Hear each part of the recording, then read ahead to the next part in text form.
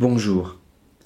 Dans cette période de confinement, j'essaie de naviguer entre, d'une part, la peur qui est légitime, qui parfois nous envahit, qui m'envahit, qui me paralyse, et d'autre part, une insouciance qui ferait que je devienne un agent propagateur, disséminateur du virus.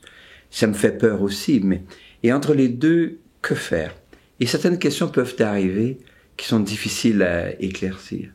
Par exemple, ces jours-ci, j'ai appris la mort de mon ami Guy.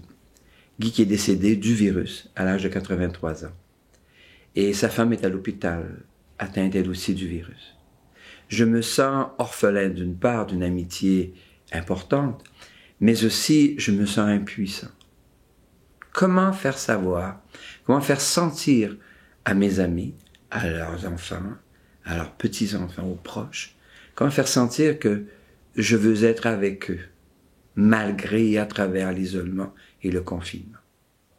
Alors bien sûr, il y a des petits éléments relativement simples.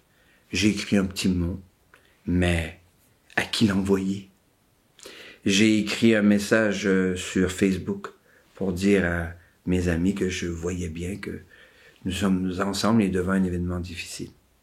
Mais comment inventer quelque chose qui ferait comprendre, qui m'aiderait aussi à assumer le deuil? Alors, j'ai pensé à des petites choses. Par exemple, je peux aller déposer une bougie sur leur perron, leur galerie. Hein, c'est possible, ça, de faire ça. Dans le respect, bien sûr, des consignes de la santé publique. J'ai pensé aussi je pourrais mettre un petit signe dans ma fenêtre pour leur dire que ceux qui passent, ah tiens, Rénal, il y a quelque chose de bizarre. Il y a une petite lumière qui brûle dans sa fenêtre. Pourquoi il fait ça? Et puis là, tranquillement, on communique ensemble. Oui, j'ai perdu un ami, moi aussi. Le coronavirus n'est pas que quelque chose qui se passe en Chine ou en France ou en Italie. Ça se passe ici même, en Abitibi-Témiscamingue. Alors, j'offre à toute la famille de mes amis ma prière profonde, pauvre aussi. Et dimanche dernier, on avait un texte de l'Évangile qui dit « Jésus a perdu son ami Lazare ». Et 3 petits mots. Alors, Jésus pleura. Moi aussi, quand je perds des amis, j'ai de la peine, du chagrin.